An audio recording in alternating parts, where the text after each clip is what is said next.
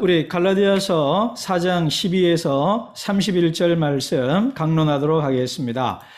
여러분, 지난번에 우리 스토이헤이아, 악한 세대 얘기하면서 그 악한 세대가 스토이헤이아라는 정사오 건세 이런 것들이 초등학문, 세상의 잘못된 관점과 기초 원리들이 우리들의 머리와 우리들의 삶의 구조를 바꾸어서 우리를 나쁘게 만든다. 그런 얘기를 했고, 반면에 십자가는 하나님을 아빠라고 부를 수 있게 만드는 것이다. 그 얘기를 나누었습니다.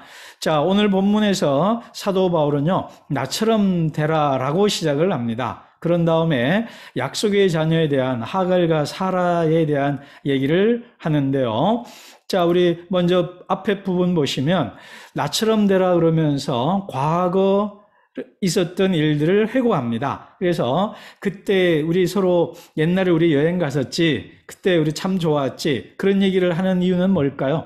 서로 공통 추억을 만들어서 정서에 호소하고 우리가 하나지 않냐, 그때 추억을 되살리는 의미가 있습니다. 그래서 요지는 육체적 사고를 버리고 십자가의 정신을 회복하자라는 말을 하기 위해서 바울이 얘기를 한다라는 겁니다. 자, 근데 나처럼 되라 그럽니다. 여기서 두 가지를 얘기를 해요. 나는 너희처럼 되었다라는 나. 두 번째, 너희에게 해를 끼치지 않았다는 것 하나. 이렇게 총 두 가지를 바울이 얘기를 합니다. 내가 너희처럼 되었다는 게 뭐냐면 나의 정체성을 포기를 하고 너희들처럼 되었다, 이 말을 하는 겁니다. 그러니까 이게 뭔 말이죠? 지금 갈라디아 교회는 유대인의 정체성, 할례라는 정체성을 고수하려는 사람들이 있거든요. 그러니까 바로 그런 것들을 허물어뜨리기 위한 바울의 수사적인 전략입니다. 그러니까 예수 믿는다는 거, 여러분 십자가가 뭡니까? 하나님 아버지라는 아들이라는, 하나님의 아들이라는 아이덴티티를 포기하고 우리처럼 되신 거잖아요. 그런데 지금 갈라디아 교인들은 일부는 바로 자기의 정체성을 안 버리려고 그러는 겁니다. 민족의 정체성, 남성적 정체성을 포기 안 하고 그걸 고수하려고 그러고 자기만 그런 것이 아니라 남들까지도 그렇게 만들려고 억지 부리고 있는 거거든요. 그러니까 십자가가 뭐냐? 빌립보서 2장 5절에서부터 나오는 것처럼 자기를 비워 종의 형체를 낸 거잖아요. 그런 것처럼 예수님은 자기를 비워 종의 형체를 입은 것처럼 바울은 내가 너희처럼 된 것처럼 너희도 그렇게 되라라는 아주 그런 의도를 가지고 또 정서에 호소하면서 이렇게 말하고 있는 겁니다. 그러면서 내가 너에게 해를 끼치지 않았다. 뒤에도 이제 나올 겁니다. 폭력적 열심이 아니라 강제나 억지로 내가 너희를 이렇게 한 것이 아니다. 라는 얘기를 합니다. 예수님께서도 그랬죠. 십자가가 뭡니까? 자기를 비워 종의 형체가 되셔서 우리에게 똑같이 오셨잖아요. 강제나 폭력이나 권력으로 우리를 억압하지 않았다는 겁니다. 그러면서 내가 육체 약함 얘기를 합니다. 근데 이게 뭐냐?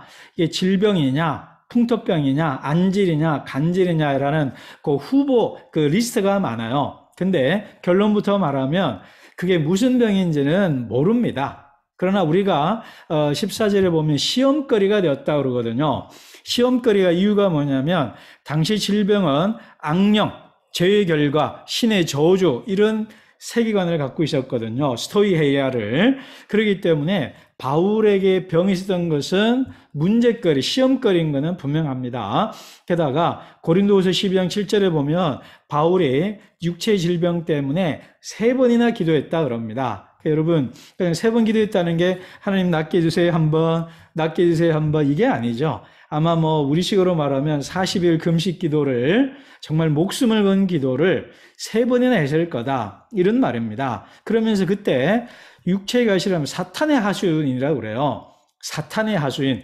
그러니까 이 말은 그냥 일반적인 질병 수준을 넘어서는 사역자로서, 목사로서, 우리로 말하면 목사로서 사역하는 데서 아주 큰 걸림돌, 교인들이 보기에 시험거리가 될 만한, 아유 저런 사람이 저 목사의 자격이 안 돼 라고 할 만한 아주 심각한 문제거리, 병을 갖고 있을 것이다. 뭔지는 모르지만 이런 상황인데도 너희들이 나한테 어떻게 했느냐? 그때 기억하지 않느냐? 환대하지 않았느냐? 천사처럼 대우해줬다. 그 말은 뭐냐면 너희들이 나의 육체의 시험거리를 보지 않고 내가 전한 복음, 나의 외모를 보지 않고 복음만을 듣고 야, 그 복음은 진짜 좋은 복음이다. 사람을 살리는 거다. 하나님을 아빠로 부를 수 있는 좋은 복음이다. 사람을 사랑하게 만드는 좋은 관점이다. 그러니까 우리 듣겠다라고 하지 않았느냐.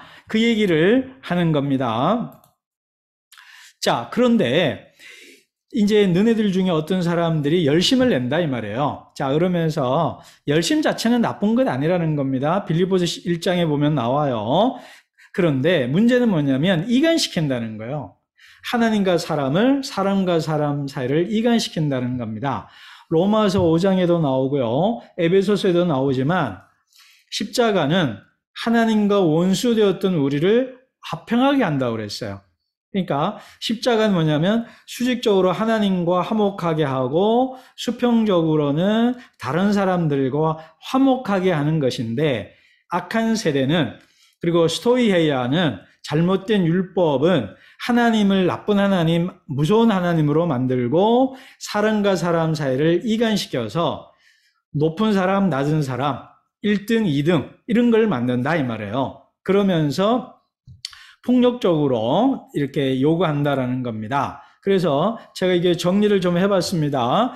그래서 폭력적 열심은 세상의 형상, 스토이헤아를 따라가게 하지만 바울은 해산의 고통을 통해서 그리스도의 형상을 만들고 우리를 하나 되게 하고 나를 희생해서 남을 사랑하고 폭력적 열심은 자기 이익을 위해서 남을 희생시키고 정죄하고 분리시키고 뭐 이런 것들을 해나간다. 그런 얘기를 지금 하고 있습니다. 자, 그러면서 제가 여기서 이제 그리스도의 형상에 대한 얘기는 제가 얘기 안 했습니다. 제가 예전에 하나님의 형상에 대한 얘기를 많이 했죠. 그러니까 예수님을 닮는다는 것은 그리스도 형상은 간단히 말하면 어렵게 생각하지 말아요. 쉽게 말하면 뭐예요? 그리스도 형상이라는 건 뭐냐? 나를 희생해서 남을 사랑하는 것, 그리고 교회가 분리되지 않고 하나 되게 하는 것, 하나님을 아빠라고 부르게 할 수 있는 것, 그게 바로 그리스도의 형상이다. 이렇게 생각하면 되겠습니다. 자, 그래서 요 소결론이 뭐냐? 우리는 본받는 자를 본받습니다. 너데니얼 호손의 큰 바위 얼굴이라는 단편소설 여러분 아시죠? 그 바위산 얼굴을 매번 본 사람이 맨 마지막에 그 바위산 얼굴을 닮은 사람이 되잖아요. 그리고 르네 지라르라는 유명한 문화인류학자는요, 인간은 모방 욕망이 있다고 그래요. 그래서 같은 걸 모방하다 보면 갈등을 하는데 예수님처럼 그런 분을 모방을 하려고 그러면 갈등을 일으키지 않으면서도 우리가 좋아진다라는 얘기를 합니다. 여러분, 우리가 무엇을 본받느냐에 따라서 똑같이 되는 거예요. 예수님을 본받으려고 하면은 바로 그리스도의 형상이 되는 것이고, 바로 세상적인 것을 스토이헤야 악한 세대를 본받으려고 하면 우리 안에 갈등이 생긴다는 거예요. 자, 이런 것이 오늘 본문의 중요한 요지라는 겁니다. 자, 그 다음 약속의 자녀 사라와 하갈 이야기, 이거 너무너무 어렵고요. 까다롭습니다. 그래서 요지만 제가 얘기를 할 텐데요. 이거는 알레고리입니다. 우리말 번역 성경에는 비유라고 되어 있는데 헬라어로는 알레고리예요. 알레고리는 우화라고 번역할 수가 있고요. 그래서 조금 본문의 정확한 뜻보다도 약간 좀 어찌 보면 왜곡이라 할까요? 이게 왜 이렇게 됐지라는 좀 갸우뚱할 만한 것이 있는데 무엇인가 말하기를 위해서 살짝 비틀어서 얘기하는 그런 장르입니다. 배경은 창세기 16장과 21장이고요. 요 얘기 긴 얘기인데 그냥 넘어가겠습니다. 요 얘기 그는 로마서 9장에도 또 나옵니다. 그래서 누가 아브라함의 자손인가라는 얘기를 하는 겁니다. 그래서 예언약 하갈, 사라, 이스마엘, 이삭 요거 이게 좀 이 알레고리합니다. 그러니까 좀 정확하게 아니고요. 은유입니다. 그래서 박해하는 이제 이런 것들 좀 보시면 구분을 좀 돼요. 그런데 요지가 뭐냐면요. 요게 아마도 바울을 비판하는 사람들이 얘기를 했을 거예요. 그래서 이방인은 하갈과 이스마엘이다라고 비난을 했던 것 같아요. 그러니까 우리는 이삭의 자녀고 너희들은 하갈과 이스마엘의 자손이야. 그렇게 2등 시민으로 만들었던 것 같아요. 그러니까 이거를 바울이 뒤집어서 아니다. 할례를 주장하는 너희가 그런 사람이다 라고 얘기를 했고, 여러분 요것만 기억하십시오. 이삭과 이스마엘 다 할례 받았잖아요. 여러분 성경에 대한 배경이 있죠? 이스마엘도 할례 받았습니다. 그렇지만 아브라함의 자손이 안 됐죠. 반개 자손으로 이제 빠져나갑니다. 그러니까 요지는 그거예요. 할례 받았다고에 대해서 아브라함의 자손, 하나님의 자녀가 되는 건 아니다. 바로 이삭과 같이 약속이 있고 믿음이 있어야만 아브라함의 자손이 된다. 그 얘기를 하기 위해서 좀 이게 좀 베베 꼬이고 좀 어려운 얘기를 했습니다. 그래서 한 가지만 기억하세요. 이스마엘도 할례 받았지만 하나님의 아브라함의 자손이 안 됐다. 이삭은 약속으로 믿음으로 하나님의 자녀가 되었다. 그러니까 할례가 하나님의 자녀 되는 조건이 아니다. 그냥 그렇게만 좀 이해하면 되겠습니다. 그래서 요것도 좀 넘어갈게요. 그래서 누가 아브라함의 자녀냐? 그러면서 예수님이 요한복음에 나옵니다. 네가 아브라함의 자녀면 아브라함의 자녀처럼 행동해야지 그렇게 행동 안 하면서 아브라함의 자녀로 가느냐? 이제 그 얘기를 하는데요.